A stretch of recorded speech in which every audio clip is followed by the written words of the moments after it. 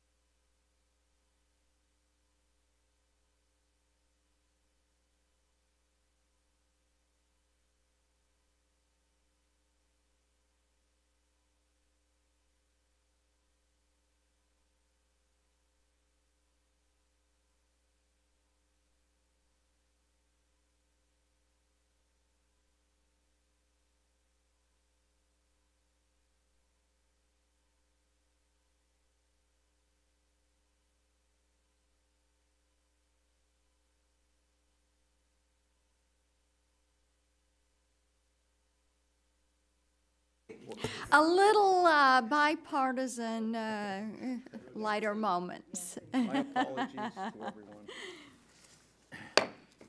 The Subcommittee on Communications and Technology will now come to order, and I recognize myself for 5 minutes for an opening statement. I want to welcome everyone to this as we continue our committee's oversight of FirstNet, the authority charged with deploying a nationwide interoperable broadband public safety network. The First Responder Network Authority was an important fixture of the Middle Class Tax Relief and Job Creation Act of 2012. There is a lot of work that has been done by this committee and others, and it has gone into reviewing the recommendations from the 9/11 Commission on how to better prepare our first responders in times of crisis.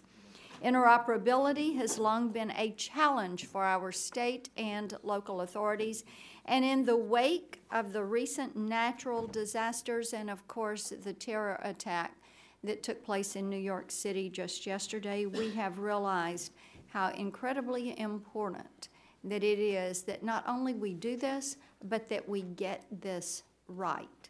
There is no room for error when you are facing a disaster and need these communications. I thank the witnesses for appearing today. Mike Poth is the CEO of FirstNet. He now has both the privilege and the pressure of this huge undertaking. We know that it is going to be successful, and we look forward in making certain that the implementation is smooth and that the continuation is one of success. Chris Sambar is a senior VP at AT&T, and his company is the winner of FirstNet's RFP to gain access to 20 megahertz of the 700 megahertz spectrum.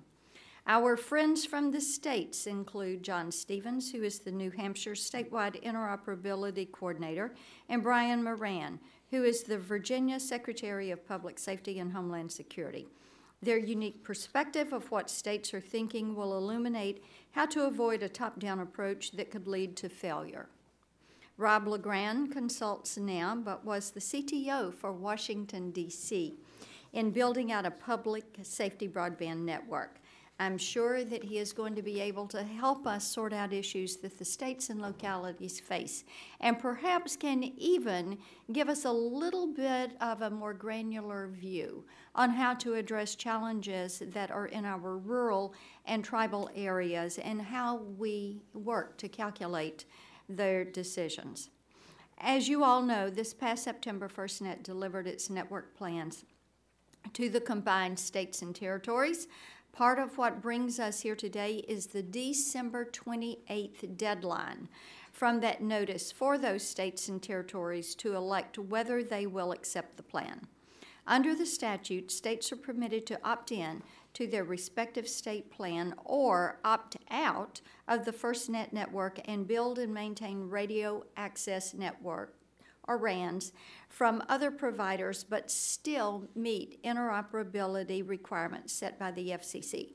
I think it's also worth pointing out that while AT&T will build the FirstNet RAN in opt-in states or territories at no cost to each jurisdiction, public safety entities will still be responsible for paying subscription cost and end-user device expenses, and they are not required to subscribe to the FirstNet service. We must ensure that choice remains a paramount principle as the states and territories proceed with their decision-making and their implementation. While there has been some debate on schedules and fees, subscriber levels, device availability, and whether the network will be able to deliver mission-critical level services, I know the panel today can help us sort through all of these issues to further reaching this goal. At this time, I yield the balance of my time to Mr. Lance. Thank you very much, Madam Chair. Before I begin, let me say that our prayers are with the victims of the terrorist attack in New York yesterday, the worst loss of life in such an attack since 9/11. On 9/11, first responders from all over the tri-state area responded to the unprecedented attack on the World Trade Center. Several issues with their communication system, including interoperability and resiliency, hindered the coordination of these fine public agencies. The equipment and networks used by the various departments that responded from all over the area, including New Jersey, were in many cases incompatible. These issues were recognized by the 9/11 Commission. As New Jersey was one of the first states to opt into FirstNet, I am interested in learning how our state and others, working with AT&T and the providers to prevent future challenges with interoperability and public safety agencies, as well as improving the resiliency and security of our public safety networks. Thank you for being here today to discuss this important topic. I yield back. The gentleman yields back. At this time, Mr. Doyle, you're recognized for 5 minutes. Thank you, Madam Chair, and thank you for holding this hearing, and thank you to the witnesses for appearing before us today. FirstNet and the National Public Safety Broadband Network have come a long way and made great progress in the 5 years since the program was established. FirstNet has designated its partner in AT&T. States have received their build-out plans, and 25 states and 2 territories have already opted to accept FirstNet's plans. By the end of the year, all states will have to decide whether to opt in or opt out of the FirstNet plans. I'm pleased with the progress that FirstNet and AT&T have made, and I hope this program continues to perform well as more states opt in and the build-out of FirstNet begins in earnest. Now, I know a lot of hay has been made recently about the opt-out process and the costs for states that choose that route. States looking into opting out seem overwhelmed by the potential punitive cost and the risks they take on in building and managing their own network. Companies seeking to get states to opt out see this as a barrier to their entry into this market and a stumbling block to meaningfully engaging with states. To my mind, the costs and risks placed on the states for opting out are steep, because building and maintaining these networks is a hard and risky endeavor. Without access to tens of billions of dollars necessary to build out a dedicated network of their own, states that opt out need to gamble on a private partner's ability to leverage private capital, utilize a relatively small amount of shared spectrum, and undertake the build-out of a hardened multi-billion-dollar communication network. And they need to do all of this in a time frame that is competitive with FirstNet, using technologies and systems that are fully interoperable. To my mind, the monetary risks so great because this is a hard problem, and the likelihood of failure is high. More to the point, the risk to the public at large and first responders is high if a state fails to meet its obligations.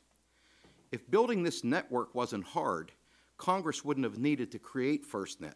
First responders wouldn't have died on 9/11 because of communication failures. And the 9/11 Commission would not have recommended the creation of a national interoperable public safety communications system.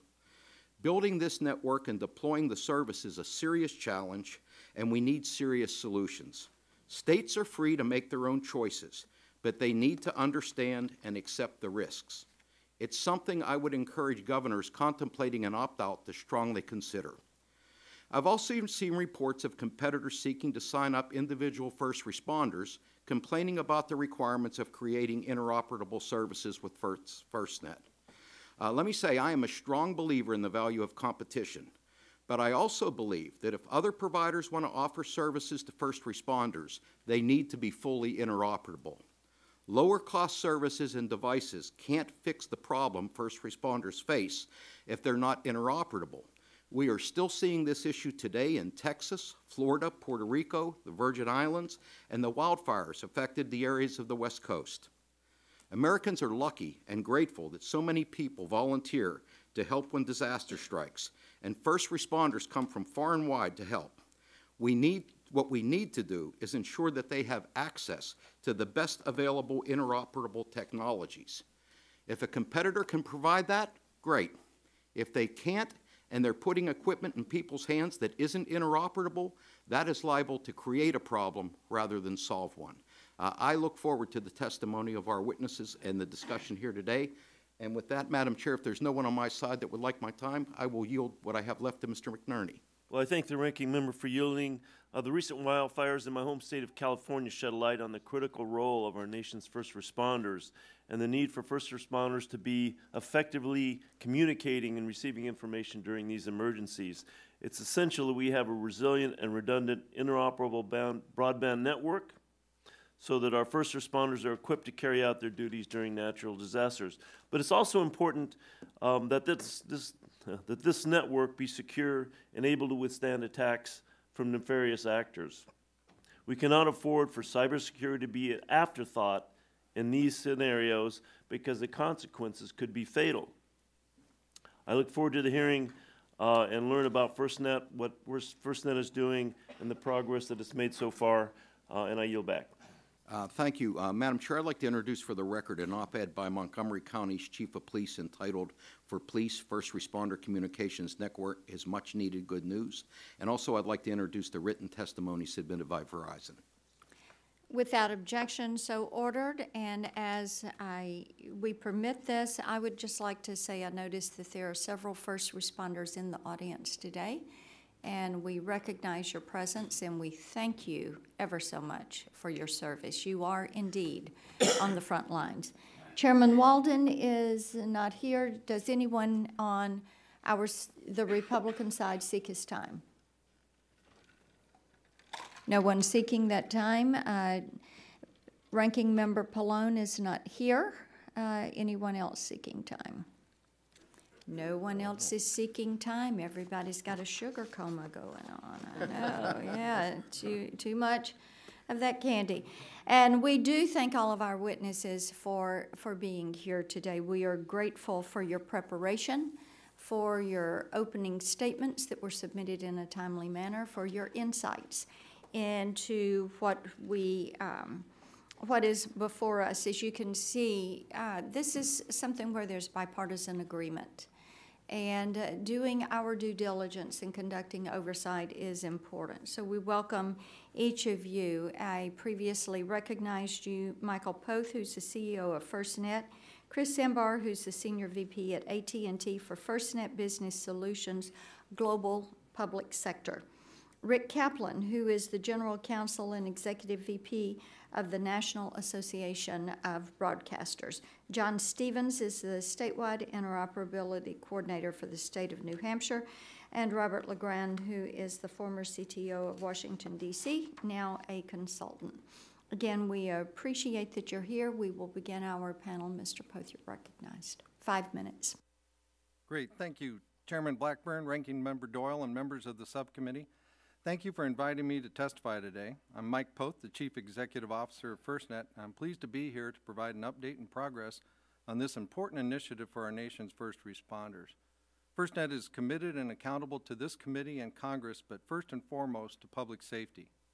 And it is the mission of serving public safety that drives my team towards exceeding the goals that you set out for us when you established FirstNet. I, too, would also like to thank the members of public safety who are in attendance today. We really appreciate their focus and commitment. We have faced an enormous task in developing this system over the past few years. Nothing like this has ever been done before, but thanks to the support of Chairman Walden, Ranking Member Pallone, and all of you here today, we are closer than ever to providing public safety what they have long asked for, a dedicated network that will save lives. We have spent the better part of 3 years consulting with our partners in the states and territories and tribal nations to ensure that we have gathered the needs of local first responders. This is a very complex technical, operational, and logistical effort to meet the needs and expectations of public safety. Since our contract signing that Chairman Blackburn attended a little over 7 months ago, a significant progress has been made. I'm happy to report that AT&T has met or exceeded all of its required deliverables. There is a clear line of sight and plan for a successful implementation in the coming years, depending on the final determinations of the remaining states completing their due diligence on their options. We have now established a binding contractual mechanism to ensure the successful build-out in the 56 states and territories of a nationwide public safety broadband network and the financial sustainability to support this effort for the next 25 years. It is important to note that we're holding AT&T accountable while ensuring that we support their efforts. Their success is critical in order for this to work. If they fail, then we have to go back to the drawing board. It's important to remember and give context that through this contract, AT&T is already contractually obligated to build out the system in the 56 states and territories to the plan that has been submitted to each of those states. This includes spectrum lease payments, adoption targets, disincentive, and termination fees if they fail to meet the terms of the contract. Only in those states that decide to pursue building their own radio access network is that obligation lifted from AT&T. FirstNet, along with our Board of Directors, the Departments of Commerce, Justice, Homeland Security, and the Office of Management and Budget, continue to work alongside AT&T to ensure that they meet all the contractual requirements. Over the last 3 years, FirstNet's gone to great measures to make sure that all the states and governors fully understand the opportunities, risks, and challenges to opting out. It is important to note, however, that FirstNet will do everything possible to make sure that an opt-out is successful. This process is involved, as failure, as has been previously mentioned, at the national, state, or local levels is not an option for our first responders. We have delivered the final plans to the states and territories. 28 governors have approved and opted in, and another state will actually be announcing its opt-in choice this afternoon. This is truly an exciting time while the remaining 27 governors have 58 days left to make their final determination to either accept the FirstNet AT&T solution or assume the risks associated with opt-out. It is again important to note that FirstNet has been open and transparent in every step, ensuring that everyone who is involved in this process has as much information as possible. We built in new steps as needed that allowed the states and the business communities to step up and become true partners. Ultimately, each state and governor have all the information possible to make an informed decision. The public and first responders need us to be successful. Lives will depend on this network. This is a standard against which we will be measured. When you look at the recent storms that brought devastation to Texas, Florida, and Puerto Rico, and the inconceivable tragedies that took place in Las Vegas and now New York, communications are a vital part of any response and recovery. We are proud of what we have achieved thus far, but we also know that we have a long way to go to deliver to public safety what it truly needs and deserves. This has never been done before, and FirstNet will continue to work with each state and territory to get it right for them and for public safety. Thank you again, and I look forward to answering your questions. The gentleman yields back. Mr. Sambar, you're recognized for 5 minutes. Thank you. Chairman Blackburn, Ranking Member Doyle, members of the committee, I'm Chris Sambar, AT&T Senior Vice President.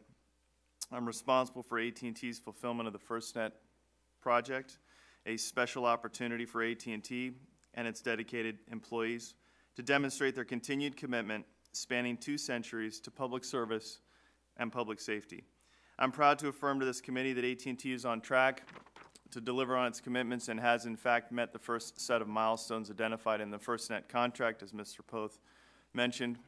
We have also launched the FirstNet application ecosystem, including an application store for America's first responders, as well as the first ever developer portal geared specifically for first responders.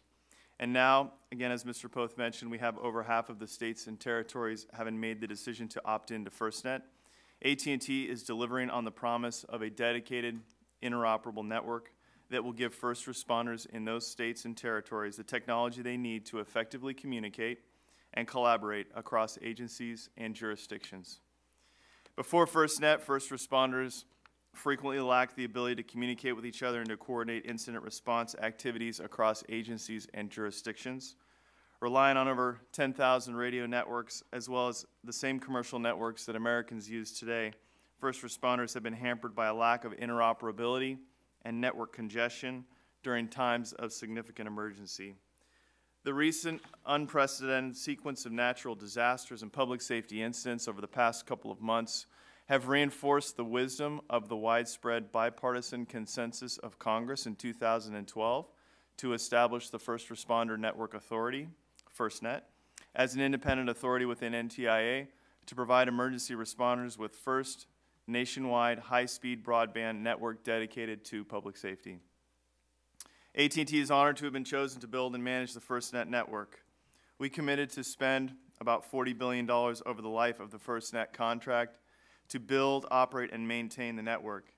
AT&T also committed to connect the first responder network to our best-in-class telecommunications network valued at over $180 billion, with a wireless network reaching 99.6% of the U.S. population. Moreover, AT&T submitted a plan that ensures that local commanders in opt-in states can adjust the access in times of emergencies to the services, featuring priority and preemption, allowing others, such as bus drivers during pre-storm evacuation or medical personnel after the storm has passed, to have access to the same services in time of need. Priority access means just that. In times of network congestion, our first responders will have communications precedent for primary users, be able to preempt other users off of the AT&T and FirstNet network. In earning the FirstNet contract, AT&T demonstrated its particular competencies with respect to world-class national disaster recovery. The National Disaster Recovery Team at AT&T recently demonstrated its value in preparation for and during the aftermath of the devastating hurricanes that recently hit Texas, Florida, Puerto Rico, the U.S. Virgin Islands, and most recently the California wildfires. We helped and are continuing to help restore communications in these areas by deploying an array of equipment, including portable cell sites, cell-on-light trucks, we call those COLTs, generators, charging stations, evacuee centers, and emergency communications vehicles. We use ships and chartered cargo flights to deliver this equipment to our NDR personnel in Puerto Rico. In Northern California, we were able to move mobile restoration assets in quickly and place them in areas where fire had destroyed our communications equipment and where first responders needed them most. In the meantime, there are significant and immediate benefits to states that opt in to the FirstNet network. Opting in eliminates long-term risks associated with funding, building, and for the next 25 years, maintaining a network that interoperates with the FirstNet network. Public safety entities in states or territories that opt in can purchase at competitive rates service with key features such as quality of service, priority access, and preemption. Notably, preemption over the AT&T LTE network for primary users is expected by this year's end. In conclusion, I'd like to reiterate that Congress intended for FirstNet to provide the public safety community with what it demanded for years, a single interoperable public safety network. That network that AT&T is building for opt-in states and territories brings security, priority, and preemption, and I look forward to answering any questions you have today. Gentleman yells back. Mr. Stevens, you're recognized. 5 minutes. Madam Chair, good morning. Member of the committee, good morning. I certainly appreciate the opportunity to speak here today. Let me preface my remarks by saying that there's no greater advocate for FirstNet than the state of New Hampshire. As a former state police commanding officer, what often would keep me up at night was knowing that troopers, police officers, firefighters, and EMS personnel were in the field in some areas with little or no communications. So when I came back to state service approximately 10 years later, many of the interoperability communications issues still existed. My first conversations with FirstNet, approximately about 3.5 years ago, New Hampshire was going to receive a significantly small footprint. As one of the last recommendations of the 9/11 Commission, FirstNet was created and Congress appropriated $6.5 billion to build a nationwide network, a nationwide dedicated first responder network, not a national network.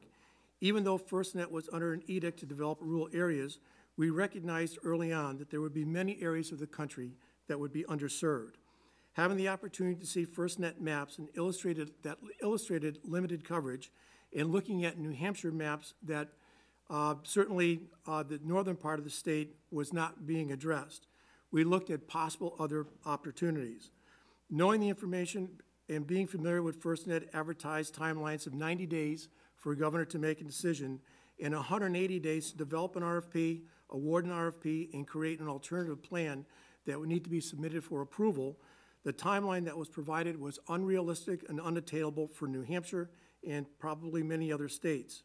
With that in mind, the state of New Hampshire, through the statewide Interoperability Executive Committee and its Data Communications Working Group, began to develop an RFP in July of 2015. That in of itself turned the industry upside down. Industry people were taking every opportunity to dismiss New Hampshire and its intentions for putting the RFP on the street in December of 2015. On September 7th, 2016, the Governor and Council awarded a no-cost, no-obligation contract to Rivada Networks. Why? Because the proposal that was submitted was so intriguing that it could not be ignored. From September 2016 to September 2017, the state of New Hampshire, along with Rivada Networks, developed an alternative state plan that was delivered to Governor Sununu on or about the same date as the FirstNet AT&T state plan was delivered. Today, we are the only state in the country that has an alternative plan in place. I mentioned early in my testimony that there is no greater advocate than New Hampshire because it is an officer safety issue and it means increased capability to provide services to our citizens and visitors. So it is unclear to us why FirstNet, NTIA, and now AT&T would wish to make the reality of an opt-out decision so onerous and difficult. At the beginning of last month, October 2017, New Hampshire SEIC made a unanimous recommendation to opt out. Why? Because the alternative plan was far superior to the FirstNet AT&T plan that was delivered in regards to coverage and price. We are operating in good faith, and we understand that there are regulatory permissions that need to be reached. However, based on what we know and what we've been dealing with, is that we feel threatened by policy and procedure, not by law. We will not allow this opportunity to fail, and we have every confidence in the proposed networks that is being proposed. Was that the intent of the law that created FirstNet, or was the intent to provide to the first responder an unprecedented opportunity to communicate in the most difficult of situations? It is unfortunate from our perspective that in some ways, FirstNet seems to have lost its intended mission. When we first looked at this, we looked at this as a win-win situation.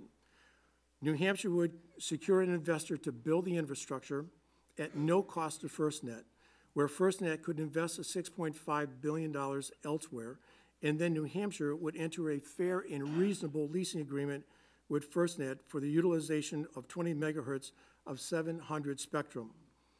We've done our due diligence. We expect that in regards to due diligence, I would be remiss in my responsibilities if in fact we did not go down this road to try to create an alternative plan. You know, FirstNet demands our transparency but fails to be transparent themselves. AT&T says it wants to work with the state, but says it will only negotiate pricing when the state opts in. NTIA says that it may take up to 2 years to improve an alternative plan. I applaud Governor Sununu and all the work that has been accomplished in New Hampshire, which has also provided direction for many states who are weighing in on their options. When the scales seem to be tipped, when pressure is enhanced, and when unprecedented obstacles and ridiculous skewed, which can only be seen as threatening states to opt in, we believe it's worthy of review. In conclusion, New Hampshire has done its due diligence, and our only mission is to make FirstNet successful in New Hampshire. Thank you. I thank you. Mr. Moran, 5 minutes. Well, good morning, Madam Chairman Blackburn, Ranking Member Doyle, members of the subcommittee. On behalf of Governor, I don't have to repeat that, do I? Good morning. On behalf of Governor Terry McAuliffe, I would like to thank you for this opportunity to discuss FirstNet and our mutual desire to equip our first responders with the interoperable communication capabilities necessary to respond to all hazards. Governor McAuliffe is proud that Virginia was the first state in the nation to opt in to FirstNet. Virginia decided to opt in July after a thorough review in order to provide public safety subscribers with the benefits of priority service at no cost to the Commonwealth, and to proceed with the build-out of Virginia's portion of the National Public Safety Broadband Network. We also viewed the decision to opt in as a way to promote competition within the public safety communications marketplace in order to reduce costs and drive innovation for public safety agencies. The option to opt out was thoroughly reviewed through in-depth engagement with our public safety stakeholders across the Commonwealth. But the unknown costs of network construction, maintenance, and operation were neither feasible nor determined to be in the best interest of Virginia. Virginia has long been a leader in the field of public safety interoperable emergency communications. Our success is based on our belief that first responders and emergency communications experts should lead the effort to identify solutions, as they are the ones who best understand the unique threats we face and the resources needed to respond. I am joined here today by local public safety professionals from Virginia who have been instrumental in promoting interoperability and guiding our decision to opt in. Fire Chief Richard Bowers from Fairfax County is leading the effort to leverage the benefits from our decision to opt in, and I know Loudon Chief Brower and others from Arlington County are here as well. Fairfax Fire now has interoperability between their public safety radio system and broadband with the push-to-talk application. When Fairfax Fire deployed to Houston to support Hurricane Harvey response efforts, they were able to utilize priority service. Terry Hall from York County serves as the chair of the statewide Interoperability Executive Committee. Through the SIEC, they have facilitated a collaborative, multidisciplinary process to engage our local governments. Virginia's unique geography, critical infrastructure, and emerging threats require the Commonwealth's public safety community to be prepared for a wide range of threats. Since the attacks at the Pentagon on 9/11, the goal has been, and still is today, to ensure continued interoperable communication among our first responders.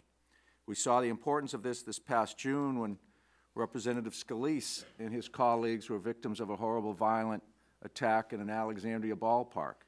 Again in August, our Commonwealth was attacked when a large demonstration of white supremacists and neo-Nazis and counter-protesters descended on the city of Charlottesville for a rally that resulted in the death of Heather Heyer and 2 state police troopers. It's tragic situations like these that highlight the importance of equipping our first responders with the tools they need to save lives. We believe that our decision to opt in creates the opportunity to realize the ultimate goal of creating a dedicated, safe, secure, and reliable network for public safety in the least risky manner. Moving forward, we will continue to work collaboratively with FirstNet and AT&T to maximize the benefits of the network for the Commonwealth's public safety community. Essential to this collaborative effort is ensuring adequate coverage and reliability, especially in rural areas. We must ensure FirstNet and AT&T prioritize mission-critical voice and enhanced location capabilities in order to protect our men and women in uniform. As more states determine their best way forward, I know that public safety community will continue to provide feedback to Congress, FirstNet, and AT&T. Virginia's decision to opt-in marked another significant step forward as we advance interoperable emergency communications for public safety, and we look forward to work our ahead. Thank you again, and I look forward to answering your questions. The gentleman yields back. Mr. LeGrand, 5 minutes. Good morning, Chairman Blackburn, Ranking Member Doyle, and members of the subcommittee. My name is Robert LeGrand, and I am the former Chief Technology Officer with the District of Columbia Government. I'm the former Program Executive for the National Capital Region's Interoperability Program. In this role, I led the district's land mobile radio upgrade and also led the development of the nation's first citywide 700 megahertz wireless broadband network for first responders. This network was considered a model for the nation and served as a testbed how broadband applications can be shared among public safety agencies. I left the DC government in 2007 and formed the Digital Decision. My firm leverages lessons learned from the district, the land mobile radio, as well as the 700 megahertz wireless broadband deployments to help states, locals, and even commercial customers prepare to deploy public safety broadband communication networks. I appreciate the committee's ongoing efforts to address this critical issue, and I thank you for the opportunity to present my views on FirstNet. It's important to remember that FirstNet was created to address the communications problems that have plagued public safety for many years, especially the lack of interoperability, which we spoke about so many times already, among our first responders. Along with my public safety colleagues, I believe that a dedicated public safety broadband network was what was needed to address the public safety requirements. In discussions with the subcommittee prior to the legislation being passed, I referenced my previous experience on working on a Seawolf-class nuclear attack submarine. No one would disagree that the Navy in our fleet is America's first line of defense. By the same token, no one should disagree that our first responders are our last line of defense, including their communication systems. Now, we would never consider a U.S. Navy and a Carnival Cruise Line partnership in order to cover the operating costs of a nuclear attack sub. So why would we rely on anything less than a fully funded, dedicated public safety broadband network for our first responders? Well, of course, that was not possible given the limitations of the available funding. I mean, that would have been $50 billion or more. But Congress was able to provide FirstNet, and they did a good job of putting this together, with spectrum and funding to support the development of a public safety broadband network and establish provisions to encourage the private sector involvement. Now, while many public safety officials, including myself, fought for a true dedicated public safety broadband network, what we actually got from FirstNet is access to AT&T's network with public safety features and functions along with it. Now, while that may have been necessary, and it was, given the limitation of funding, it was also means that we must look at this network and its competitive options for states to make sure that they have viable means to opt out from this commercial offering, because it is truly a commercial offering. Now, unfortunately, I do not believe, as Mr. Stevens had mentioned earlier, that the opt-out requirements established under FirstNet adequately preserve the state's rights to make their own decisions and consider competitive options for the network providers.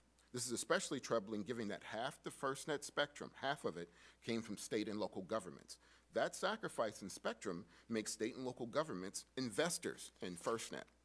At a minimum, states should have the same ability as FirstNet to develop a public-private partnership.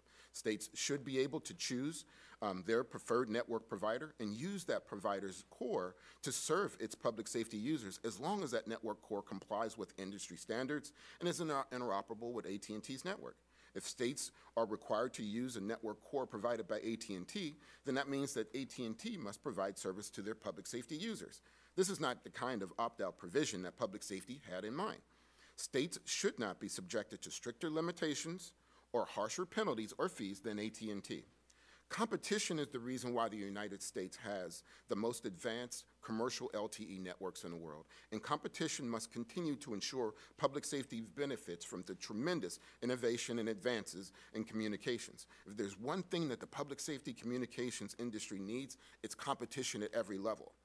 FirstNet decided that a public safety broadband network was not a dedicated one, was not achievable, and instead chose a commercial solution. FirstNet should therefore ensure that this approach is implemented on several key principles. First, it should include support vibrant and fair competition. It should include an open and non-proprietary devices and applications that are available to all providers. It should ensure that interoperability for all networks is that, It must ensure interoperability for all networks that satisfy a minimum public safety standard. It should create incentives, not penalties, but incentives for private sector involvement that encourage broader industry support. And it should ensure a level playing field for the state's opt-out process. With this, I really appreciate the committee's time, and I look forward to answering your questions. Gentleman yields back. That concludes all of our opening statements, and we're going to move to the question and answer portion. And for all of our colleagues that are here today, Mr. Doyle and I have discussed how we want to stay right to that 5-minute questioning. And if you get to the end of your 5 minutes and you've got a question, if you'll submit it for a written response, that will help us to be mindful of everyone's time and finish the hearing prior to votes being called. So I recognize myself for 5 minutes for questioning. Mr. Sambar, I want to come to you first. Cybersecurity and cybersecurity measures, something we continue to talk about here in this committee. So as you're looking at this network and the build-outs and the integration, do you all have a strong cybersecurity plan? What type encryptions or firewalls do you have that will prevent some malicious cyber attacks? Thank you, Chairman. I appreciate the question. I'll start with, to Mr. LeGrand's point that he just made on interoperable cores. I think that feeds right into your question. Part of this is a nationwide interoperable network. Part of the strength in that nationwide interoperable network is reducing what I call seams or vulnerabilities as much as possible. And when you try and have cores interoperate and enforce interoperability between cores, you introduce seams. That's why the interpretation of the law that was passed, the RFP that was issued, and the FirstNet authorities, as they've said publicly recently, core-to-core interoperability is not something that they're interested in because they don't want to introduce those vulnerabilities. So that's really the first step in cybersecurity. Next, beyond that, we are building a separate public safety core. So to say that this is going to be traffic on our commercial core is not correct. From a technical standpoint, we are building a separate interoperable public safety core network, which means all of the traffic for first responders that flow across this network will be on that core, not on our commercial core. So that's the next level of security. That core network will be encrypted from end to end. And we have designed that encryption at the direction of the FirstNet Authority to comply with various state and federal requirements. And then the last piece of this, well, there's actually another one. I could probably go on for 10 minutes, but I want to. No, I've only got 5. I understand. That's okay. So I'll respect your time. The next piece is the device itself in the first responder's hands. So we do self-certification on all of our devices, but the FirstNet Authority has a lab in Boulder, Colorado. Well, they will also be certifying the devices. Then the applications on the device. Oftentimes vulnerabilities are introduced to a device through the applications on the device. That's why we've set up a public safety app store. Specifically for public safety, you have to authenticate to get into this app store. It is not open to the public, where we can validate the security and functionality of those applications. And then the last piece of this is Security Operations Center. So AT&T operates a global Security Operations Center. We are standing up a separate Security Operations Center, roughly 100 people that will do nothing but 24 hours a day, 7 days a week, 365 days a year, monitor the traffic on this core network, the first responder traffic. So as you can see, multiple steps that we're taking to ensure cybersecurity is job one on this network. Okay. Mr. Stevens, I want to come to you and Mr. Moran. There are several of us on this panel that have rural areas, and I'm sure Mr. Loebsack's going to talk to you about some of this. And when we look at the expectation of build-out schedules, you talked a little bit about the timeline on the RFPN. So on the expectation of the build-out schedule for these rural and remote areas, as you are reviewing proposals, do you think that we should be confident they're going to be able to make these schedules? Should we be apprehensive? Should we change how we're reviewing and monitoring some of this ourselves? What do you think the expectation is here? And is FirstNet being helpful to the process or not? Well, I mean, obviously, Mike, please. I'm sorry, the state of New Hampshire certainly is a rural state, and it's divided by a number of different sections. The southern part of New Hampshire is considered really metropolitan Boston. We have a major rural area in the western part of the state and the northern part of the state. When we originally looked at the maps that were being provided by FirstNet early on in the process, much of the northern part of the state was ruled out as far as development was concerned. And in fact, FirstNet said to us at that point in time that primarily they would be looking at building out in Manchester and Nashville, which are the two largest cities in New Hampshire. Now, since that time, we have had a number of meetings in regards to build out and price. I will have to say that the meetings that we had with AT&T and FirstNet were extremely constructive. And we felt that the build out was much larger than we had originally saw from the original plans. However, what we were able to ascertain from our alternative plan was the alternative plan was providing for us statewide coverage from the northern part of New Hampshire to the southern tip and east to west. I thank you. Mr. Poth, I'm going to submit a question for the record for you on NTIA. I want to get some answers there. And Mr. LeGrand, I will submit one to you having to do with your work as state and local authorities. I've got a couple of points there. Gentleman is recognized for 5 minutes. Thank you. Mr. Moran, you look like you're a much younger, better-looking version of former Congressman Jim Moran. Are you related to him? I'm not sure. Will you accept my comments based on my answer? We could tell by your voice the minute you started talking. Welcome. Tell Jim we said hello. Will do. Mr. Poth, if a state opts out and contracts with a third party and the network fails or fails to meet its obligations, what are the risks and what are the obligations to FirstNet and other states? That's a great question, and thank you for that. As you point out, if a state that has opted out at any path along the way, that 25-year period, is unable to continue because of the contractor or for whatever reason, we're going to instantly start working with that state to try to minimize the impacts to that state and, most importantly, to public safety in that state, to reconstitute the network and try to move it forward. A lot of the things, as you mentioned in your opening statement, this is a very complicated network with a lot of moving parts. And if a state that opts out, and we're fully supportive of that, has those problems, then we are going to have to figure out ways to recover, costs. FirstNet will not have the costs. AT&T is not obligated to put any money into that to help recover the costs in that state that has run into the problem. So we're going to be working with the state on how to quickly minimize. If they have, for example, received some funding, grant funding from NTIA that hasn't been completely expended, that may be an opportunity to use some of those funds to help get the network back to a point where it is, once again, nationwide inoperable. Thank you. Mr. Stevens, I understand that Rivada has conducted projects here and around the world and has some valuable experience, but I also understand that Rivada is not currently operating a live radio access network in the United States or, for that matter, anywhere else in the world.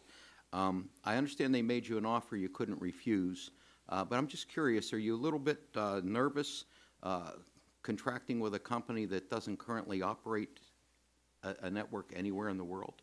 Well, based on the information that we've been provided through the alternative plan and with the safeguards that we have enacted through the negotiation with Rivada as far as having performance and surety bonds in place, we feel that as we move forward and actually develop a service contract, if in fact there should be a decision in New Hampshire to opt out, then we feel that New Hampshire is confident that we would be able to continue and provide a statewide application to FirstNet for all our first responders.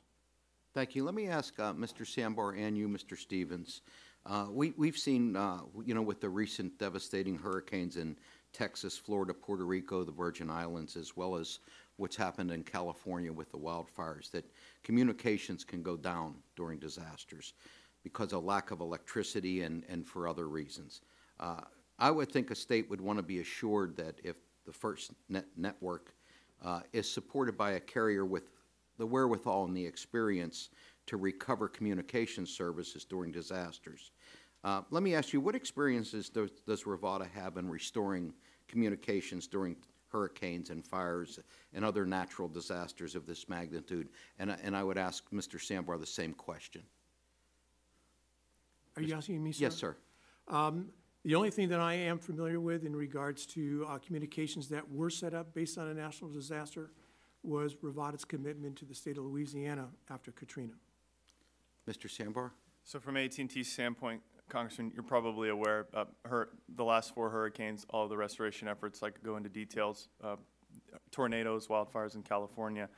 We have extensive experience. Our National Disaster Recovery Program has been funded at over $600 million over the past 20 years. So we have a significantly large program. And I will note, just in the Q3 earnings that AT&T released last week, we noted a 2 cents per share earnings hit or earnings cost to AT&T based on the recent disasters just in the quarter. That equates to roughly $200 million in impact to AT&T. So obviously, a large company with the wherewithal to absorb impacts like that is probably very important to this program, and we think we are that company. Thank you. Madam Chair, I see in the spirit of what we're trying to accomplish here that I will not ask my other questions but submit them for the record for answers. Quick learners. Mr. Lance, you're recognized, 5 minutes. Thank you very much, Chair. Mr. Poth, as I mentioned in my opening statement, interoperability issues faced by the first responders on 9/11 was a significant factor in the creation of FirstNet.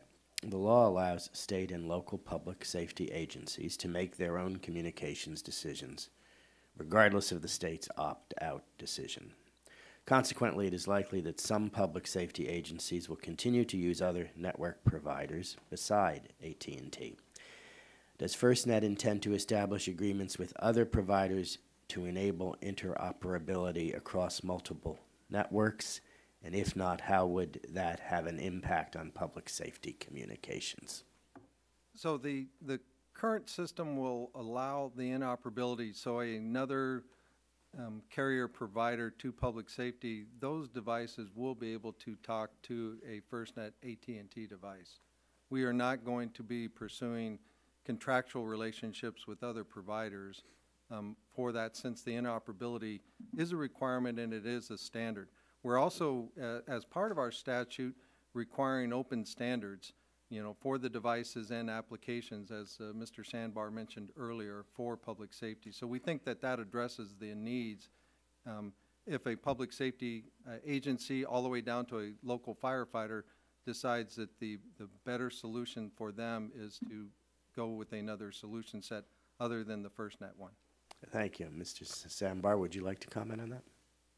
Yes, thank you, Congressman. So I would say, to make it brief, there are international standards which govern the wireless industry around the world called 3GPP standards. We have committed to FirstNet Authority, which they asked us to commit to, that we will maintain those standards. We have for the past 40-plus years in the wireless industry, and we will continue to do so. It's the reason that when I text you on your phone, regardless of what provider you have, we can get a text across with no problem. We can send an email. We can talk to each other, and it works that way around the world. We will continue that. We're very interested in open, interoperable. Thank you. Mr. LeGrand, could you please comment on what the public safety implications would be in the case of failure to enable interoperability? Well, we need no, unfortunately, look any further than what happened in New York. Mm-hmm. That was tragic.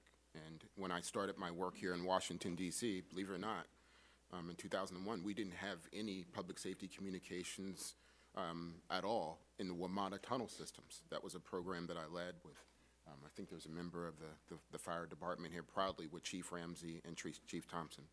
I think it's important to note that what Mr. Sandbar was referring to with regards to interoperability and 3GPP standards, yeah, carriers have interoperability that they do every day. I mean, there's partners that AT&T has around the world. Core-to-core interoperability is what they do as a standard practice. What I'm advocating for is to make sure that we've established a swim lane internationally and nationally how carriers operate, and that we should not alter that because we have a commercial system that we're leveraging. We're not leveraging a dedicated network only for public safety. It's a shared network with the public. Now, it's segregated at the core, as he mentioned, but it's certainly shared at the RAN, which is the lower part of the architecture. Don't want to be too technical, don't want to go too far on this answer, but it's important that we continue to allow the carriers to exist, to fight for public safety's business. The bottom line is the biggest barrier of entry, and I've been around the country talking to folks, sir, and Frank Giannetti in Pittsburgh, Pennsylvania, where I'm from. The biggest barrier of entry is cost. And the best way to drive down costs and to drive up innovation is competition. And oh, by the way, to ensure that the carriers follow the way they've already done business, which is to interoperate through those standards, and Core is a part of that. Thank you very much, Mr. LeGrand. And Chair, I yield back 50 seconds.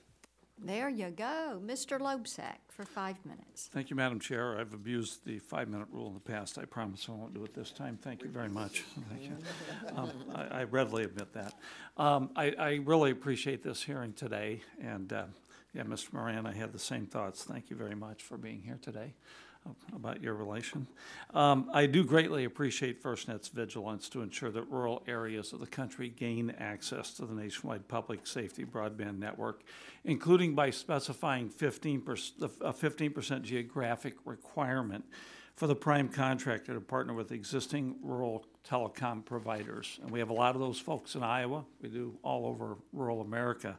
So to Mr. Sandbar and to Mr. Poth, where is AT&T in its progress towards that 15% geographic requirement? Is there any public information that AT&T and or FirstNet can share with us on this issue?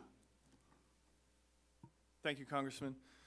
The 15% is a requirement contractually between AT&T and the FirstNet Authority. I will tell you, the network build is just beginning, so I can't give you a number today because we haven't actually built it yet. But I have no problem in the coming months and years of providing that information, whether it's in this forum or in a different forum. Yeah, we'd like to keep track of that as we're progressing. Yeah, we're happy to. And what I will tell you is that based on the network designs that we have today, and again, only just over half of the states have opted in, but should all of the states opt in or close to all of the states, we actually think we'll exceed the 20% mark. So 15% is the bare minimum that we need to attain. We're actually looking at over 20% at this point. So we're very confident in our ability to hit that target and use those rural providers. As you both know, Iowa has opted in. So, Right, yes. right. And Thank you. And it's important to note also that in our contract, they are required to build out rural in each phase of the contract. They can't wait until the other areas that they wanted to build are built and then start rural. The next phase, they have to have 20% rural build out. The phase after that, 60%, 80%, and all the way up to 100%. So how do we define a rural partner in situations like this? How's AT&T defined or FirstNet defined?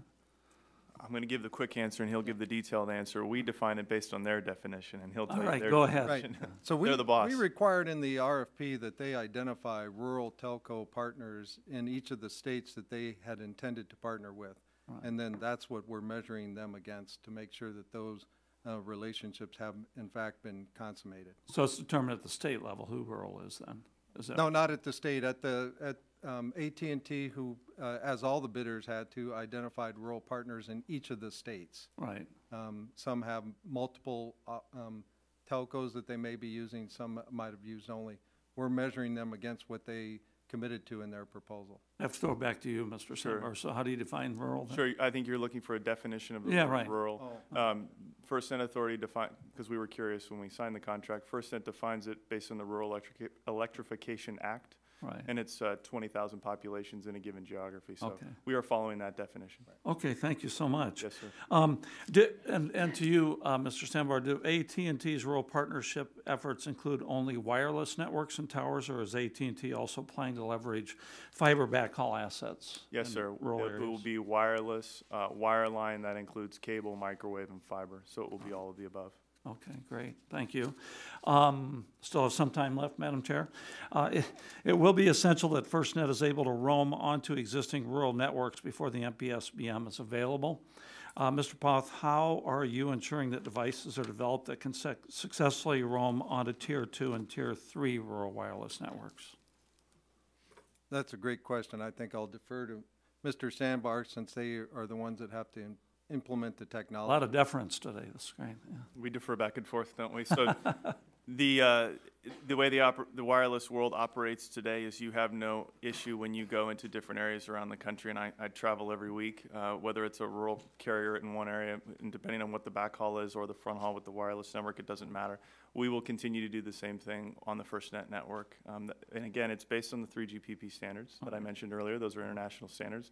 So whether you're on a domestic wireless network owned by AT&T, a rural provider, or you're international, say you're in Mexico, South America, or somewhere in Europe, you'll be able to roam on any provider's network and it won't be an issue. Okay, and Again, respecting the chair's request that we finish up in a timely fashion, I do have a question about affordability, but I think we can probably submit that for the record. Thank you, Madam Chair. The gentleman yells back, and Mr. Shimkus, you're recognized for 5 minutes. Thank you, Madam Chair. I wonder how Lobsec got all my questions. How'd you get my questions? I lucked out. I was Yeah, before you. Not normally am I, but. That's almost word for word. So he covered a lot of the rural concerns that that I had, but I guess I would want to follow up with the question of overbuilding that may occur. How, and that would be to Mr. Sandbar, how do you protect from, we've seen overbuilding in other areas and other aspects of communication, and so what about overbuilding? Sure. Thank you, Congressman. I should have started off my comments with rural, which is everywhere that I've traveled over the last year and a half around the country, whether it's a governor or the governor's staff, public safety entities, some of the gentlemen back here, the first responders, thank them for coming, but some of them have mentioned it to me. You need to cover rural areas. So we've gotten the message loud and clear. We absolutely understand that. We're embarking on an aggressive build plan to build out rural areas. Some of that will be AT&T building it, and some of it, that would be considered us building it. In some cases, we'll be using rural providers to build that out. The topic of overbuilding, the 15% was set because they believe that's an attainable goal. If our goal was to go and overbuild repeatedly, we would never hit the 15%, and we surely would not hit a 20% number, which is what we are projecting. There will be some cases where we can't come to commercial agreement with a rural provider, but in those cases, we will look to other rural providers to see if they are interested so that we can maintain that percentage with rural. So our goal is to use rural providers as much as possible. In many cases, their economics are better than ours, and it just makes sense for us to do that. Great, thank you. Let me go to Mr. Stevens from New Hampshire. I pulled up the FirstNet website, so maybe you can help explain this to me. They have that you have, the state has released a plan, and the state plan's review is under consultation. Is that how you view that? Yes. So when part of this plan is your opt-out, that's part of the plan that you've submitted to FirstNet? Or use an outside provider other than AT&T? No, we're in the process of reviewing all aspects in regards to opt-in and opt-out. No decision has been made by New Hampshire at this point in time. And basically, we are comparing the two plans, the alternative plan and the state plan provided by FirstNet, to ascertain what is best for New Hampshire. Okay. I appreciate that. Mr. LeGrand, if AT&T and its partners did a bid for this to FirstNet, and then obviously they won the bid, are you in your opening statement, are you proposing that the bid specifications should be now modified? No, I'm not suggesting that the bid should be modified. I mean, as far as the responsibilities, the agreements, and what they're supposed to do. No, what I'm suggesting, just so we're clear, that FirstNet has, because, if we would have done a dedicated network, meaning, when I say dedicated, I mean... No, we got it. We've had that debate here about, we did this because we didn't have the money and we wanted to leverage the success of the private sector. The exciting thing about it is there's a real opportunity where FirstNet can say, well, okay, I agree that you may not want to establish any contractual agreements with the other carriers, but certainly try to meet with them to bring them in and incent them. Take out the penalties from AT&T, incent them. When I was a CTO here, my biggest problem is I couldn't get these guys in my office. Because they weren't, we're a small market piece now. The great thing about what's going on with FirstNet is they've created an opportunity where FirstNet can act as a regular. I only have 50 seconds left, so sorry. So let me go. I know you're very passionate, and I appreciate it. My daughter. Mr. Sandbar, do you feel that that some of these proposals may provide different goals and objectives than what was laid out in your original bid? I can't speak for the states and their goals and objectives. Over half of them have opted in, so they're completely aligned with our goals and objectives. And when we go into the states, we negotiate with them on where they want additional infrastructure, where they want generators, what areas they want covered, and we leave the decision largely up to them. So I think our goals are 100% aligned. I think there are some states that may have other goals in mind, not just a first responder network, but monetization, for example, to get money for the state budget. That's not what this is about. This is not a rural broadband initiative. This is for first responders, which does overlap into rural, thankfully. But I think we need to focus on first responders. That's what we're building this for. This is not a money-making scheme. This is not a spectrum deal. This is for first responders for the next 25 years. Thank you very much. Yield back. Mr. Pallone, you're recognized for 5 minutes. Thank you, Madam Chairman. FirstNet implementation is essential for creating a state-of-the-art nationwide public safety network, and this is critical during emergencies. This week marks 5 years since Superstorm Sandy swept through my district, and the lessons of that storm are as applicable today as they were then.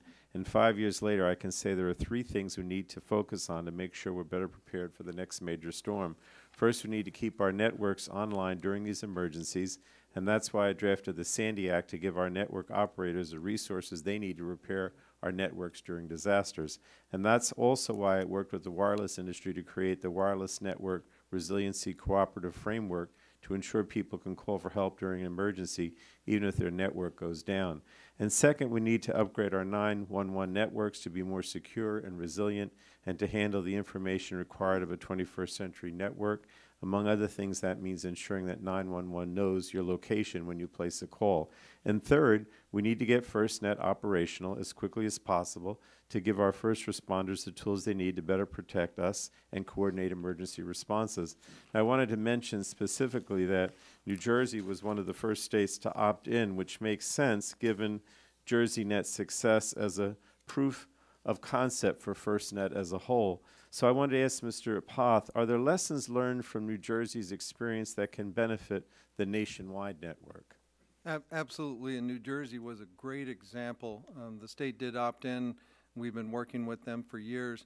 But what actually happened with the recent hurricanes down in Florida, New Jersey, who had already opted in with their assets from JerseyNet, asked if they could respond down to Florida to help another state using those assets. So the nationwide response for public safety was happening in real time. So I think that was a great example of taking advantage of an early builder and of New Jersey's can-do attitude that really helped Florida with FirstNet assets that were residing in New Jersey. And we hope to see that that model replicates itself throughout the country. Well, thank you. I wanted to clear up some questions about the bipartisan law that we passed in 2012 that established FirstNet.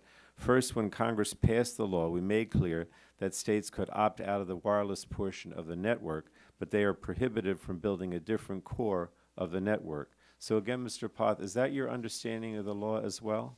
Yes, and as it was discussed earlier, one of the other complications with any additional cores is around that cybersecurity, and that's something that we can not be have any leniency. This must be a robust, secure network, but a single core is the intent, and that's what we're executing to. Well, thank you. The second thing, when we passed the law, some of us were concerned about the way states divert 911 fees to other projects. And to stop that from happening to FirstNet, we required all fees raised by the states to be invested only back into the network. So let me ask Secretary Moran, if I can. Can you walk us through the financial considerations you took into account when Virginia decided to opt into the network? Well, first of all, in Virginia, we don't raise fees, so it's a low-tax state, very competitive for business. So the financial, Mr. Congressman, it was at no cost. What was one of our primary reasons for opting in was that it was at no cost to the Commonwealth. And in assessing and evaluating the options for the state to build out the network, it would have been cost prohibitive. And obviously our primary responsibility is, as yours is to provide that dedicated network to our first responder community. So we saw the no cost being one of the primary factors to make that decision. So there is no cost to the Commonwealth. I don't know if anybody mentioned it. You look a lot like your brother, but you sound just like him when you talk. Let me ask Mr. Sambar, going back to the 3 priorities I mentioned earlier, next generation 911, network resiliency, and FirstNet. As the only carrier testifying today, what are you doing to further these goals?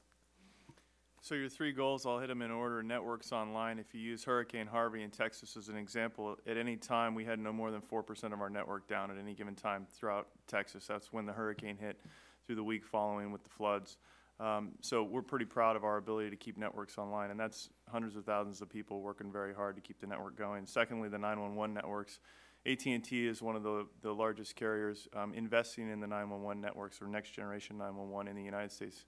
And we feel really good about the natural synergies between the next generation 911 that we're offering and the FirstNet network, and the ability to go from the call that the citizen is making into the 911 PSAP and out to the first responder over the FirstNet network. There's some real natural synergies there that work really well.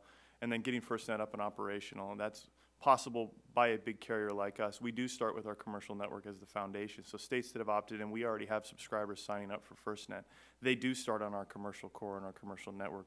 They will graduate in March of next year to the FirstNet network, but we want to get it up and operational as soon as possible. We don't want states to have to wait 2, 3, 4, and 5 years. Thank you. I think that hits all of your priorities, Congressman. It does. Thank you. Thank you, Madam Chairman. Mr. Johnson, you're recognized for 5 minutes. Thank you, Madam Chairman, and it's a really important hearing. I represent a district in Ohio that is very, very needy in terms of broadband. There are many places throughout my district where we have high school children who have to go to the neighboring town to get to a Tim Hortons or a Panera Bread where there's a Wi-Fi so that they can do their homework assignments, or to a public library to get to a computer. Some schools, they even give out laptops, but the students don't have any connectivity to the outside world with which to do their work. So it's a really, really important issue for me. And when you think about the opportunities and the economics of it, companies aren't going to come into a region and set up facilities if they can't get access to their customers, to their suppliers, recruit employees, et cetera, et cetera. So it is a serious, I mean, the urban-rural divide is a very real thing from a broadband perspective. Mr.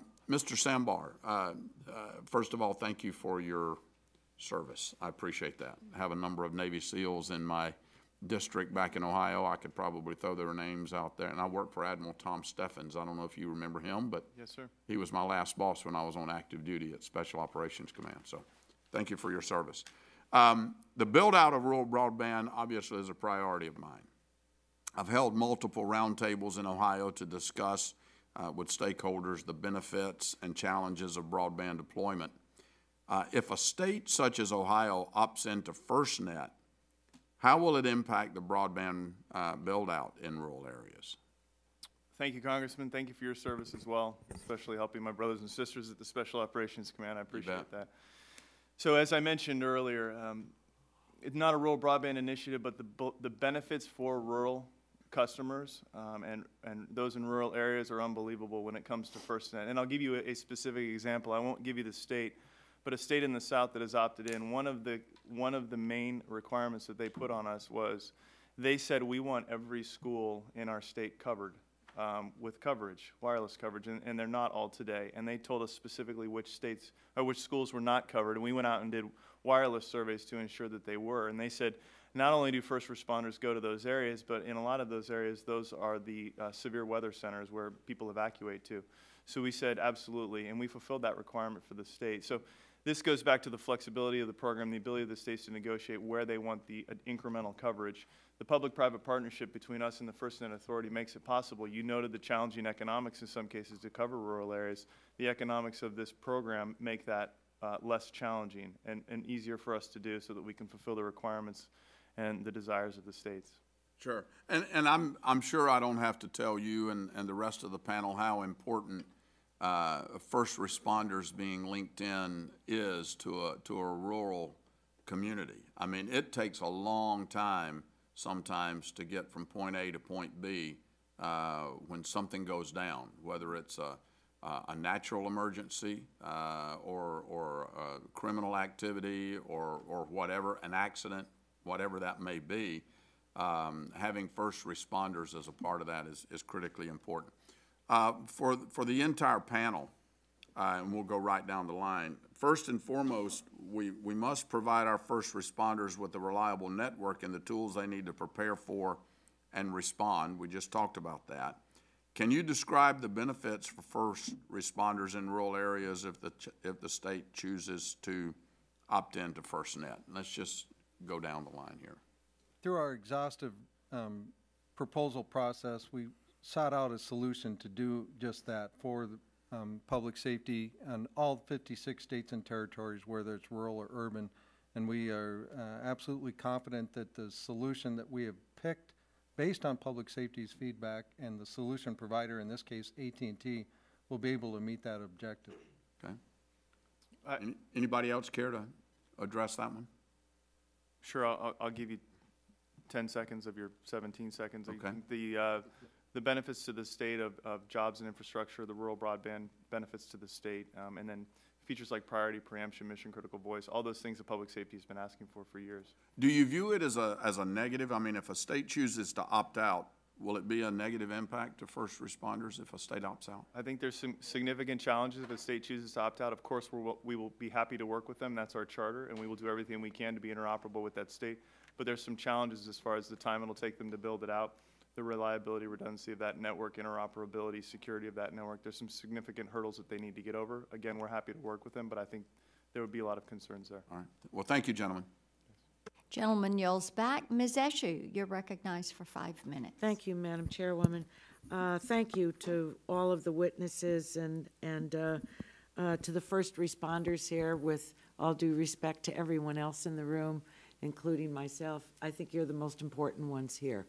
When the 9/11 Commission made its recommendations to Congress, which is a very long time ago now, we've been at this for some time, 16 years ago that the country was attacked, there was one recommendation that Congress had not made good on, and it was to build a nationwide interoperable public safety network. And I was bound and determined that we would get that done. Proud of the legislation, proud that we moved ahead and that the Congress passed it.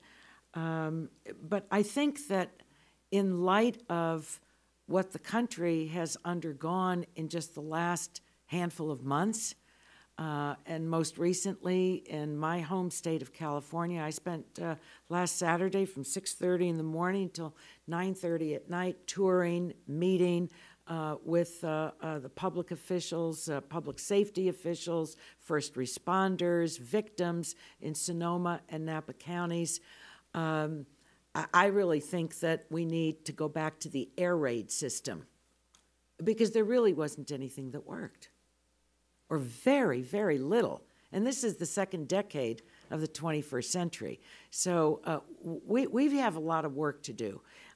In California, relative to AT&T's existing coverage throughout the state and the interoperability of the public safety broadband network with other cellular networks, how is AT&T dealing with coverage areas where you're not the dominant carrier in that area? Just very quickly. Yes, Congresswoman. So we're in the process of negotiating with California. As you know, they haven't opted in. I know that. We're in the process of negotiating. They have some problems with you, but how are you dealing with coverage areas where you are not the optimum and others are? So we've given them a significant number of sites that they can move around in the states and give us priority areas so that we can cover those areas that are not covered today where other carriers are dominant.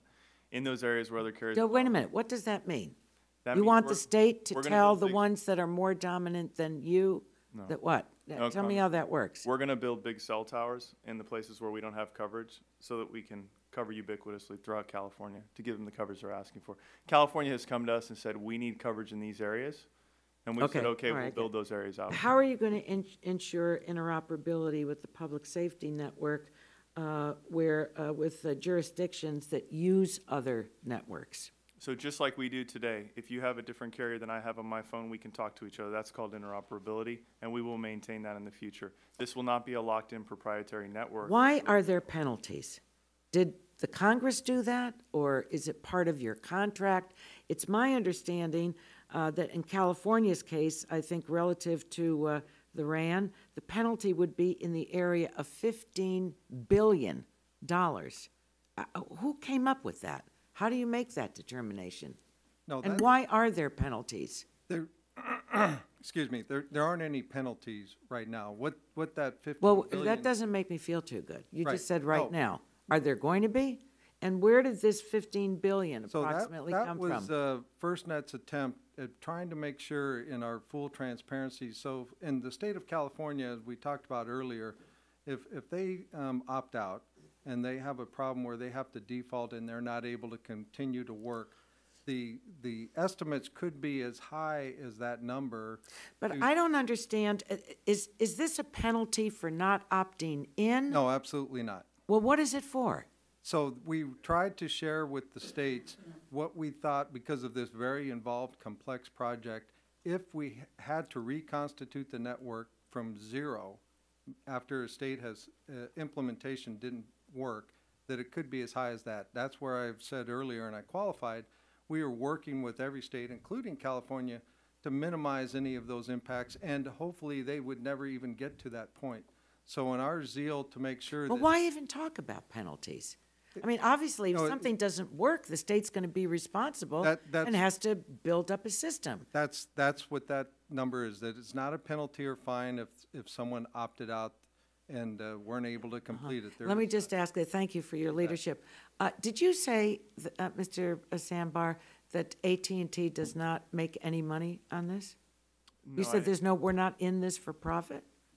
It's a wonderful notion, That but would be nice it's if a we were- real, It'd be nice if we were philanthropists. it's a but- stunner to me. Yeah, we have shareholders that we're accountable to, so yes, we do have to make a profit off of it, so it is profitable Why did you for us. say it's not, why did It's a you say that? public-private partnership, and our primary All intent right, going all into right. this wasn't Yeah, to make well, money. Okay, good.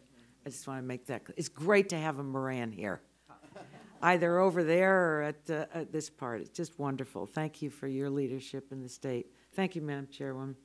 Gentlelady yells back, Mr. Kinzinger for 5 minutes. Thank you, Madam Chair. Nothing wrong with making money. It is capitalism. I want to thank you, Chair, for yielding, for holding this hearing, and given the events that unfolded yesterday in New York and that are currently being investigated as a terrorist attack on our country, I think this hearing is especially timely today. Broadly speaking, we need to get this system operational and running efficiently so that we can respond to both natural disasters and, frankly, the next attack that's going to happen in the future. We know this is a generational fight we find ourselves in the middle in that'll probably last for the rest of my lifetime. But in that vein, Mr. Sambar, during recent emergencies, cell towers have become overwhelmed by the volume of calls and texts.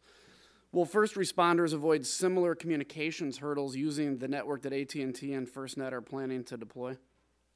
Thank you, Congressman. Yes, that's exactly one of the primary purposes of this network, is so that first responders are not on the typical commercial networks, subjected to the same congestion that they would be otherwise subjected to on a commercial network. So there's two features called priority and preemption. Priority means that their data goes faster than anyone else's. So if they're trying to get a picture of a subject to another first responder to let them know what's going on, if they're trying to get a picture of a fire to a fire captain so that he knows the nature of the fire, how many engines he needs to send, that data will go through uninterrupted through the network. That's priority.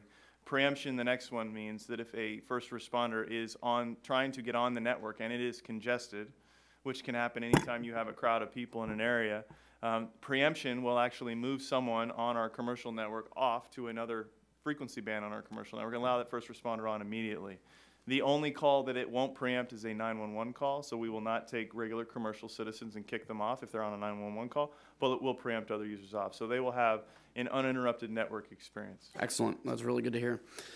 Switching gears a bit, Mr. Poth, with regards to the lease terms that FirstNet sent to the states, is there a process for appealing FirstNet's terms, or are these effectively take it or leave it? And how did you develop those terms? So the spectrum management lease is just a draft. We tried to provide that information early so the governors and their teams could review what would be a working document that we would negotiate probably 2 years from now. Unfortunately, based on the statute and the regulatory requirements of first going to the FCC for for approval of an alternative plan, then to NTIA. Literally, it would be probably about 2.5 years. So this was just a draft of some of the concepts that are important as the license holder, FirstNet, to be able to lease that portion of the spectrum to a state. So there is absolutely, we're going to work with the states now and, you know, through this entire process to make sure that they feel comfortable and their questions are answered. So it's not take it or leave it. You're saying this is an early draft and Yeah, this more is a changes to working come. draft because we wanted to provide, we didn't want states to get through 2.5 year process and then start looking at terms and say, well, why didn't you tell us this 2.5 years ago? Okay, and I understand that NTIA has yet to issue a notice of funding opportunity, which would presumably provide the states with detailed information regarding the process that NTIA intends to use in its review for state applications for spectrum and construction grants. States now have less than 2 months to make a decision on opting in or opting out, and they're missing some pretty important data. When is NTIA going to release that notice? Talking to NTIA as recent as yesterday, they have published those into the system, and it's going through clearance, so they hope within the next few days it'll come out, that guidance. Okay, hopefully, that'd be good. And lastly, let me ask you, in the FirstNet press release dated June 19th of this year, it stated that the FirstNet state plan comes fully funded and will require no additional resources from states to deploy or operate the network. It would seem then that opting into FirstNet is more economic for states than opting out. However, there's still some unanswered questions with respect to processes and determinations that have been made.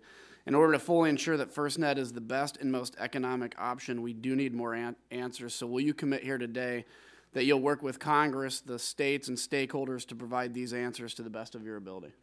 Absolutely. Excellent. We've met with some states over 30 times over this process, and we're going to continue to do that for the life of this program to make sure that all their questions are answered no matter what. Great. And to the five of you, thank you for being in here. Thanks for giving us your time. And with that, I'll yield back. Gentleman yells back. Mr. McNerney, you're recognized. Well, I just want to say, the chair, that I appreciate enforcement of the 5-minute rule, being on the lower end of the committee here. Mr. Poth, we've recently seen a series of natural disasters in California, flooding, earthquakes, and wildfires, including the devastating wildfire we had a couple of weeks ago, in which 120 cell towers were down and destroyed. In planning and building out and hardening this system, you know, the resiliency of the system, how does FirstNet plan to account for those types of disasters? We require of AT&T via the contract that the installations are public safety hardened, and how we're measuring that is against reliability and uptime. But even with that, unfortunately, Mother Nature in particular, no matter what hardening is done, can affect those towers. One of the other requirements that we have is, and Mr. Sandbar alluded to it, is deployables and the ability to quickly recover into an area. They are contractually obligated throughout the 56 states and territories in those areas where their existing assets go down to restore the network as quickly as possible, and we're going to hold them to that. Thank you. Mr. Sandbar, do you plan to provide ways to ensure that communication continues when cell towers go down during the process, before the minis can be in place? Absolutely. As Mr. Poth mentioned, reliability and uptime on the network is our priority. So whether that's something happens to the tower, which that'll always happen. You can't keep a tower from burning up, right? That's going to happen. But the deployables, as you mentioned, I actually have a picture of one here in the wildfires in California. So this is a mobile 1-ton truck that you pull out. So you're saying that can be in place almost immediately? Yeah, it is. You can see the fire in the background. So this was actually put up immediately after the fire passed through, burned the tower down. We drove this in so that the first responders in the area had communications. Very good. Sir. All right, device security, which you've already responded to a certain degree to the chairwoman's questions, it's very important to me. I introduced a bill, Securing IoT Act, which requires that cybersecurity standards and certifications be established for wireless devices. What cybersecurity or industry standards or guidelines is AT&T considering in developing FirstNet? So similar to my response earlier, just to recap, the cybersecurity starts at the device level, the applications on the device as well as the device itself. So AT&T will be certifying all the devices. The FirstNet Authority has a lab in Boulder, Colorado. They will certify the devices as well. So what standards are they using? The AT&T has our own proprietary standards. FirstNet has developed their own proprietary standards that they will be certifying the devices based on. So is there any acceptance of those standards? Yeah, and what the FirstNet standards we're drawing from is with NIST, Department of Justice, OMB, DHS, and some of our fellow federal agencies to make sure. We're also capitalizing and requiring that AT&T bring private sector best practices to bear on the cyber approach too.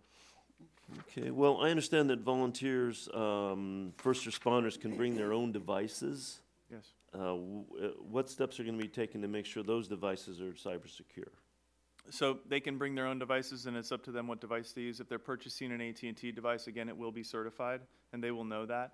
The applications on their device are definitely a point of vulnerability, and we'll be certifying all the applications, putting them into a public safety application store so they can ensure that an application in that store is secure from a cybersecurity standpoint, as well as it functions correctly. Thank you. Mr. LeGrand, do you believe that FirstNet with AT&T can ensure competition at every level?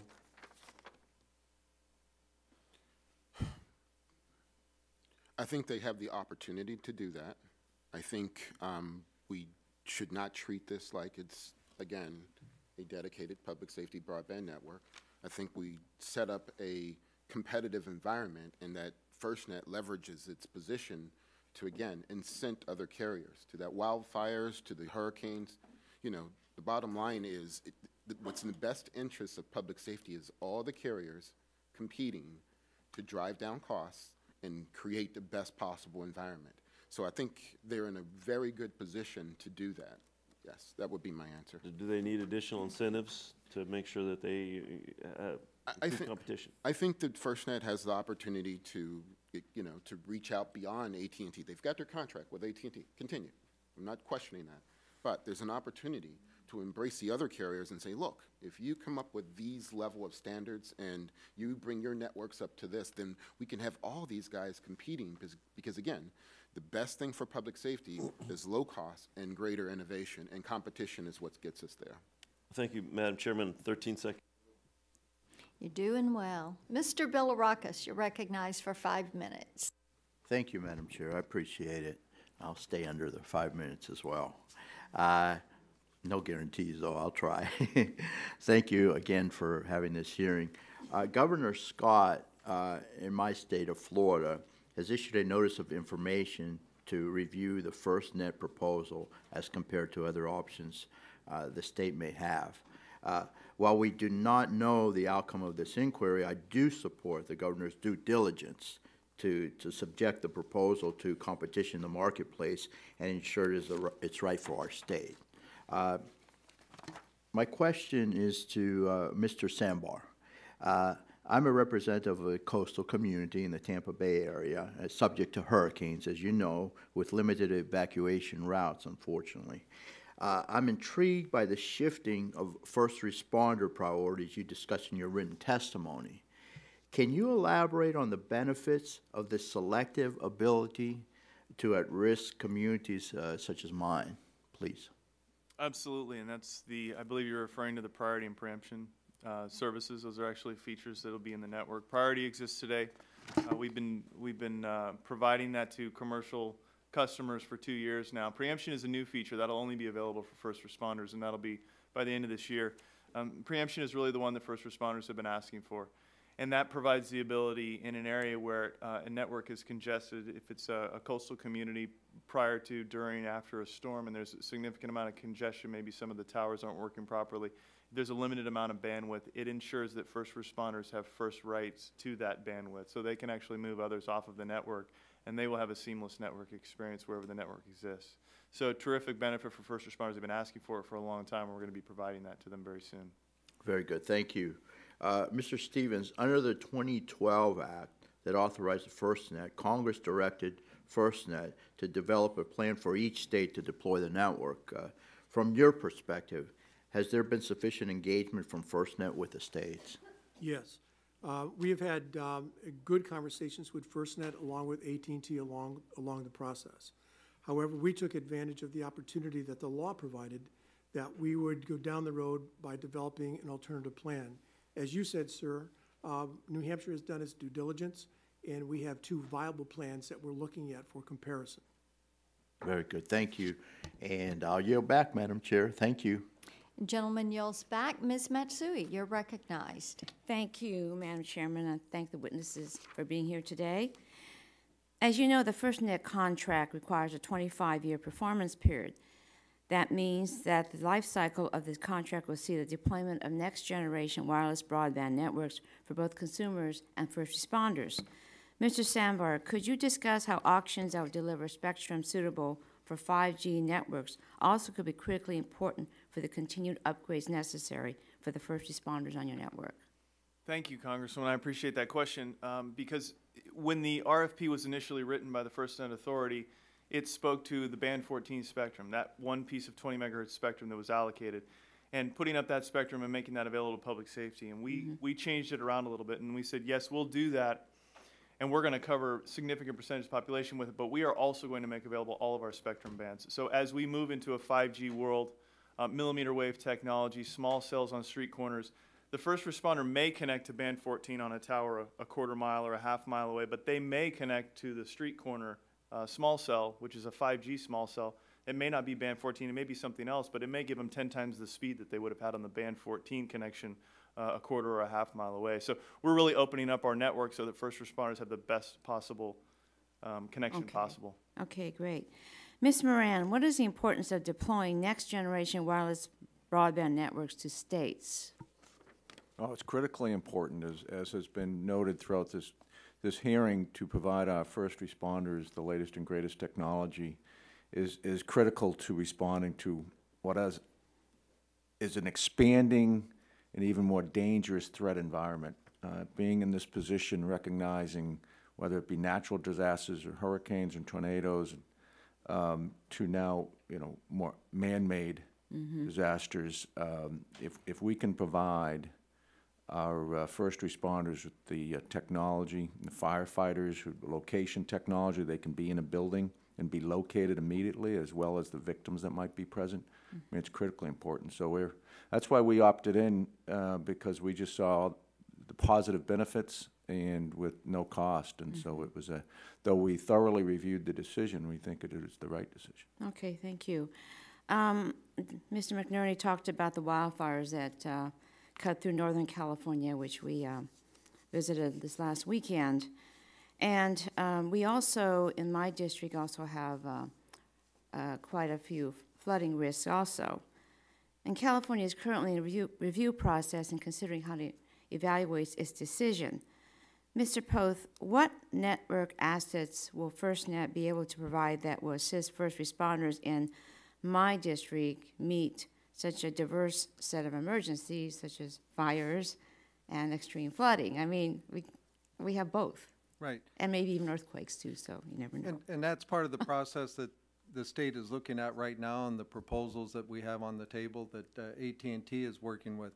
The state has also identified those areas that are high risk to them because they are responding to those areas. And based on that feedback from public safety, the people actually having to do the work is what is informing AT&T's solution as to where to put fixed assets or to ensure that there's closer responsive deployables. Right. Okay, thank you.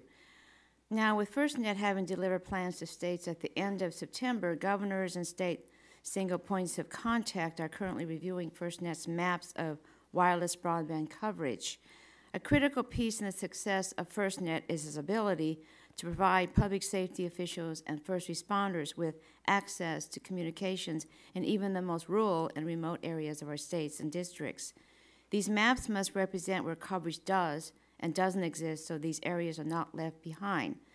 Mr. Poth, what steps did FirstNet take to ensure these coverage maps are accurate?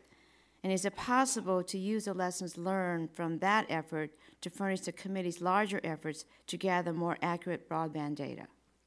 Yes, so we have been, for the last 3 years in particular, but since the inception of FirstNet, working with all the states to understand their coverage, their perception of coverage, and what the actual coverage they believe. Now with the plans, we delivered earlier, 3 months prior to the actual September date, drafts of those plans with the coverage so that they could start seeing it to validate against what they know. And that is what's been driving a lot of the conversations as to where they want to go and what they need to do. We are using those coverage, and ultimately it'll be a build out. It's not going to be day one where all the coverage needs are met. It won't even be met by year 5, but it will continue to grow, and that's what the states are looking at. Okay, thank you very much, and I yield back. Ms. Walters, you're recognized for 5 minutes. Thank you, Madam Chairman. Thank you to the subcommittee for holding this hearing and for our witnesses for their testimony. My home state is California as well, and I know that many of my colleagues have discussed that we are particularly susceptible to widespread natural disasters, including wildfires, earthquakes, and flooding. And as you all know, because we've been discussing it in recent weeks, California experienced the most devastating wildfires in the state's history. 43 people died, nearly 9,000 structures were destroyed, and it will take years for the areas impacted by the fires to fully recover. Canyon Fire 2, which occurred in my district, required the evacuation of thousands of residents. California is vulnerable to both natural disasters and terrorist attacks. Given the size of the state and its large population, it is critical that California's first responders have a reliable public safety network. And one of the problems of sitting in this front row is that many of your questions get asked already because you're low man on the totem pole. So I'm going to ask Mr. Sambar, do you have any comment on the testimony you've heard here today from your colleagues or the statements filed by others in this hearing? Generally speaking, I appreciate the dialogue. There was some testimony submitted by Verizon at the beginning, and I know it was not read out today, but there's a couple of points in there that I think are important to address in front of this committee. One is the interoperability of core networks, and I think we've beat that horse to death, but serious reasons why cybersecurity becomes an issue when you interoperate the cores, and that won't be allowed, it doesn't sound like, not by our rules, but by others, including the original legislation. There's also a portion of this testimony where, I'll quote from it real briefly here, the FirstNet RFP was established as a spectrum deal. And further quoting, we have never had an interest in FirstNet spectrum and could not justify the investment required to build out spectrum that we had no intention of using commercially. So this is from Verizon's testimony. And I personally take exception to this. So it was noted earlier, my military service, I spent 23 years between active and reserves in the military. This job and this task is personal to me. This is not a spectrum deal. To the Congresswoman's point earlier, AT&T is going to make money off it. We're a for-profit company, and I'm not trying to hide that fact, but this isn't about spectrum and a spectrum deal. This is about serving first responders, the folks that are behind me. We're building something really special here, and we're giving them something they haven't had in a long time that the 9/11 Commission said that they needed, that you said that they needed, and that's what we're doing here. So I just want to set a level playing field and let everyone know that this isn't a spectrum deal. That's really not the right way to talk about this. We feel very passionately about that. Okay, thank you. Yes, Mr. Poth, in addition to having to cover termination fees, in the case of California, as it was reported, it's been $15 billion. Are there any potential risks of a state opting out of FirstNet? It's, the risk is not whether they opt out or opt in. If they opt out, we're going to do everything we can to make them successful. The risk is that the state that pursues an opt-out truly has a robust solution with financial sustainability. 25 years is a long time, and this is a very complex project. Billions of dollars are being spent. We are investing, the Congress has allowed us to invest $6.5 billion in the spectrum. So this is not a trivial exercise, and the length of the program and the complexity creates a risk. But it's something that FirstNet realizes, and we will work with the state, whether they opt in or opt out, for the next 25 years to make them successful. But the integration and the complexity and the delays of an opt-out state just by statute complicate matters, certainly. Okay, thank you, and I yield back the balance of my time. Gentlelady yields back. Mr. Engel, you're recognized for 5 minutes. Thank you, Madam Chairman. Let me thank you to all the witnesses, and let me start with Secretary Moran. Virginia was the first state to opt in to FirstNet, and Virginia, like New York, has withstood some devastating and high-profile disasters over the years. So let me ask you, now that Virginia has opted in, what additional tools will it have to respond to these disasters? Well, I referenced the ability of Fairfax County and their fire when they went to Houston to respond to Hurricane Harvey, and some of the additional technological benefits they've obtained from the FirstNet opt-in. But I would say, and I very much appreciate this hearing because it has brought to mind all of the issues with respect to our opt-in decision, all the things we discussed. But we need to maintain vigilance, and I say we in terms of Congress has to be vigilant, because this hearing has identified a number of ongoing discussions we're having at AT&T, and I would second Mr. Stevens' point that their access, their availability to us has been excellent, and we've had those discussions. But you know, the rural concerns, but having access to what they are offering is just is critical to being able to respond to the ever-increasing and emerging threats. So we just have to make sure that relationship with AT&T remains robust so that we can have access to all what they have promised. Well, talking about the various tools, when would you expect to see those tools come online? Well, Congressman, one of the reasons we adopted so quickly in July is because Fairfax and other carriers in other localities that had already had access to AT&T could immediately gain access to the expanded broadband capabilities. And so some of that has gone on. Now, in full disclosure, AT&T does not have the coverage of other providers in Virginia. And so there has to be a significant build-out of the AT&T services in Virginia for all of our localities to be able to benefit. Thank you. Mr. Poth, I have a few questions for you. For states that decide to opt out, I understand that FirstNet will require those states to meet certain subscriber targets. I guess that's true, right? Yes, what we're trying to achieve is the purpose of this is for public safety.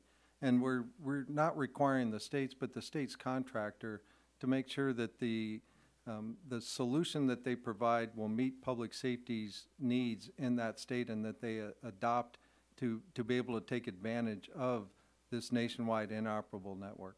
How closely do the state requirements mirror AT&T's requirements in the national contract? They're very comparable, absolutely. Comparable. We're not asking the state any more than what we require of AT&T currently that is under contract. What if a state falls short? What penalties will they face? We had the discussion a little. That's impossible for us right now to try to determine. We've tried to place a range, but we don't know what the nature of a state that would have a default. We don't know the state of what the technology will even be, say, in year 12. So it's the only thing that I can absolutely say for sure is that we will be working with the states during that entire time, and if there is a problem or a default, then we will work with them quickly to try to recover and restore that network at the minimal impact to all on behalf of that state and public safety. Now, FirstNet was started within the National Telecommunications and Information Administration, which is part of the Department of Commerce. Am I correct about that? Yes, yes, sir. So the legislation that created FirstNet envisioned it being spun off to operate independently at some point in the future. Is that true? Well, I'm not sure it was ever intended to be completely spun off, but we are an independent authority, and we are work very effectively with our partners at NTIA and Commerce and all the other federal agencies. So can you briefly discuss the pros and cons of FirstNet operating as an independent entity? Well, we've had a lot of flexibility and speed to deployment that we like to say because of this procurement. Although people may argue it's been impossibly long since the statute was passed, we've accomplished a great deal in a short time, and we attribute a lot of that to the independence that we're able to work within the rules and requirements in the federal government, but much more in a much more quick and nimble way. Are we reaching that point in the near term as an independent entity? Are we? I don't see a particular need right now, because I think we're addressing all the needs to make the states and public safety successful, and we're certainly in a position to make AT&T successful within the constraints of the contract. So what needs to happen first if we're not there yet? I think the thing that we need to do is we've got to execute. We got to make sure on behalf of the federal government and public safety throughout this country that the promise is actually fulfilled, and we think we have a good way of achieving that through this contract. Thank you, Madam Chairman. Gentleman yells back. Before I conclude, I ask unanimous consent to enter a list of documents into the record. An op-ed from Thomas Manger, a letter that was submitted by Mr. Doyle by Verizon, a letter from Governor Sununu of New Hampshire to his fellow governors, Governor Sununu's first executive order, a letter from the Competitive Carriers Association, Chairman and Ranking Members' statements for the record, Mr. Sambar's picture. We need that, of the mobile tower in front of the wildfire. And the International Association of Fire Chiefs letter. Without objection, so ordered. Seeing there are no further members wishing to ask questions for the panel, I want to thank all of you for being here today. Pursuant to committee rules, I remind members that they have 10 business days to submit additional questions for the record, and I ask that witnesses submit their responses within 10 business days. Seeing no further business before the subcommittee today, without objection, subcommittee's adjourned.